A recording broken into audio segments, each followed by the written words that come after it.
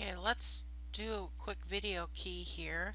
Um, the first question asked you to find the appropriate size of a sample, and this is the formula that you're going to use right here. All right, and I just want to point this out that you can find this on your Triola tables and formulas, and let me make this a little bit bigger. You can see there's for a proportion when you don't know the sample proportion, and this is the proportion when you do know the sample proportion. Now I'm just going to say a little bit about your proportion uh, discussion. This is your sample proportion, not the proportion in the population. That's why if you compared it with mine, our sample of 400 and some wasn't quite big enough. Okay, and then this is a sample mean right here. So that is the one that we're going to use. Now, just a note that this notation, z sub alpha divided by 2, that's simply your critical score. You're not dividing anything by 2 there. So that's your critical z times your population standard deviation divided by your error, and then you want to square that. So let's go back to our exam. So if you look up the critical z on a 90% confidence interval, you're going to find that's 1.645. And you can find that in your Triola tables formula. You're going to find that in table A2 at the bottom. There you go. Confidence interval. 90% confidence interval. My critical value is 1.645.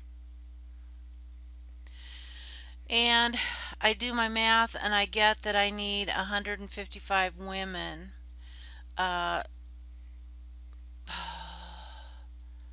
Maybe I can do this. I'm going to need 155 women in my sample. Our calculations came out to 154 and a decimal, but we can't have part of a person, so we always round it up. The next one, we're doing a confidence interval for the estimate of the mean.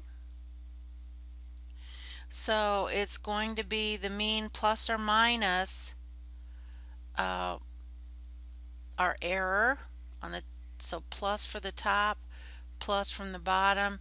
Our mean, sample mean was 664, so that's where I got that number. This is how I calculated our error of $224.83. Now let me talk about where I got that 3.02. Okay, we got 14 accounts, so our degrees of freedom is 13. Okay, so I'm going to go back to the tables, but this time I have to go to the t-distribution, and we wanted a 99% confidence interval, so the area in the two tails was 0.01. My degrees of freedom is 13, so that's how I got my critical value. You could also do it with StatCrunch, and you should have gotten a very similar critical value. So we're 99% confidence that the true mean of, and I really should have put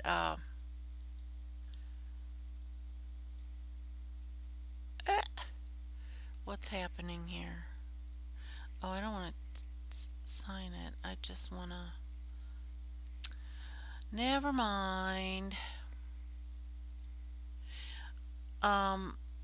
I should have put a $sign here. because they are dollars. Okay?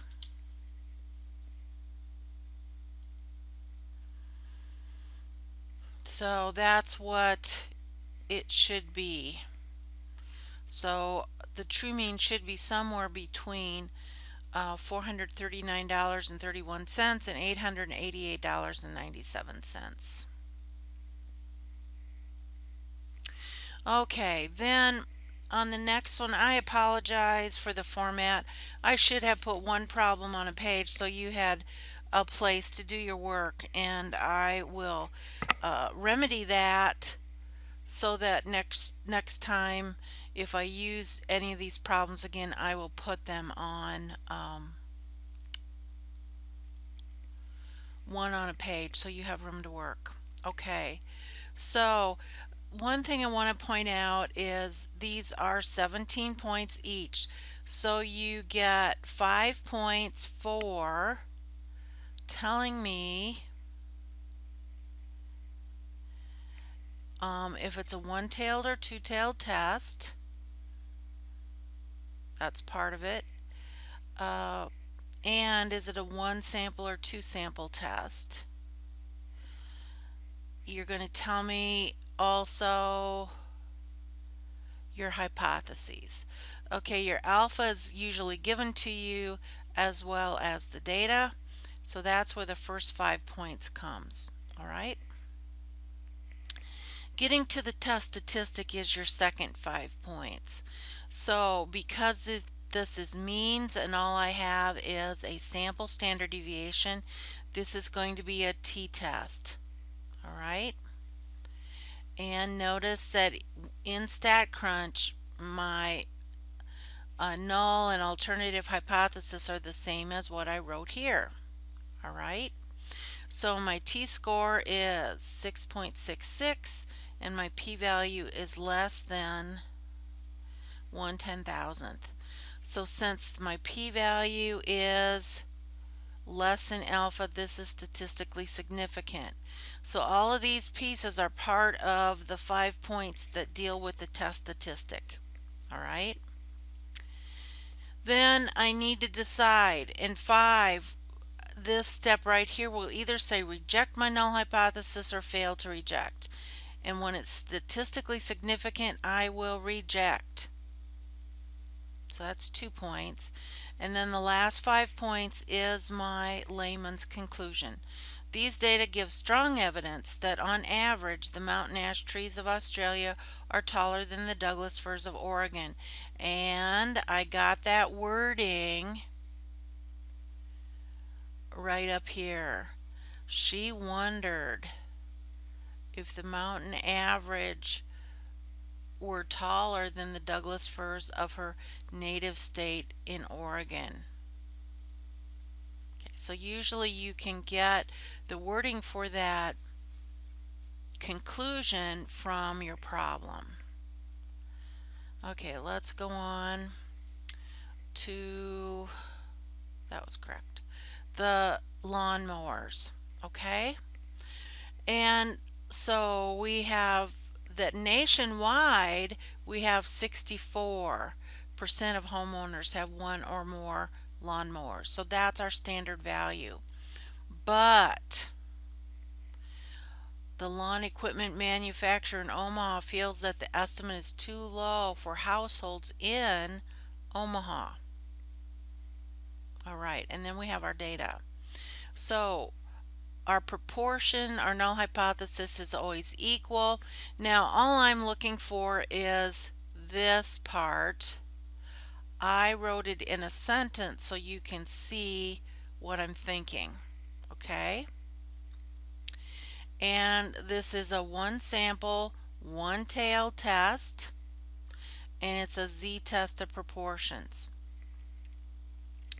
So I go ahead and I do a one sample z-test of proportions. There's my hypotheses in StatCrunch. There's my z-statistic and my p-value. Okay. Now my p-value again is less than alpha, so this is statistically significant. When it's statistically significant, I can reject my null hypothesis.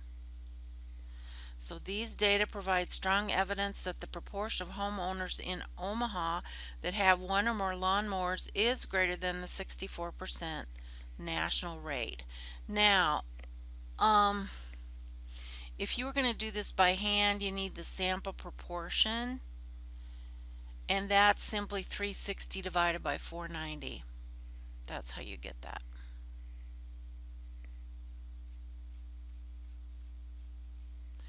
All right, then number 5 is a before and after.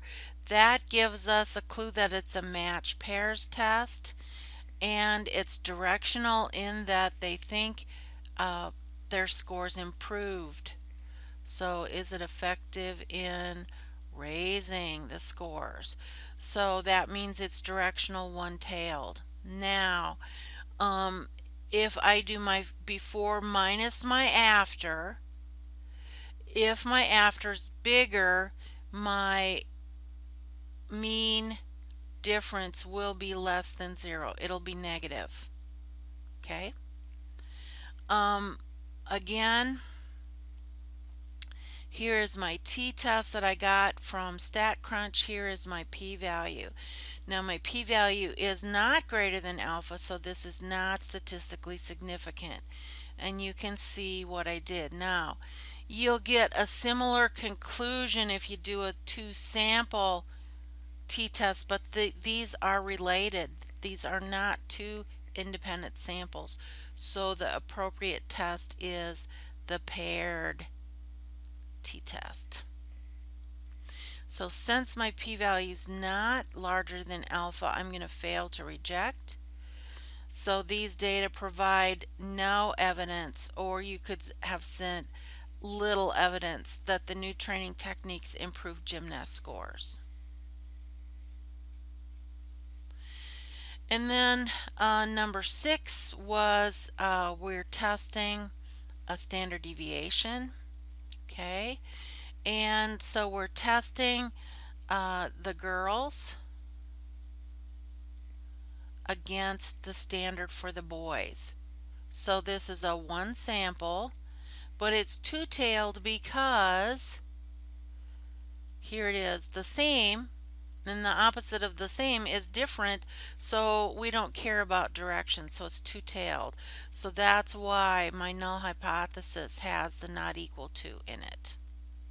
Okay, and this is the information from the problem, and this is a chi-squared variance, test of variance. So I had to take the 660.2 and square it to put into StatCrunch, and I had to take my 829.5 squared for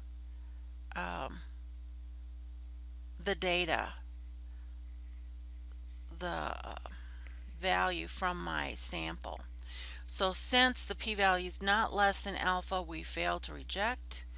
These data do not give evidence, or you could say these data give little evidence, that the standard deviation of birth weights for girls is different from the standard deviation birth weights for boys. So that's the key for the test. I want to get that out to you, and I will be working on those test grades very soon, but I want you to get the key so you have that when you study for the final.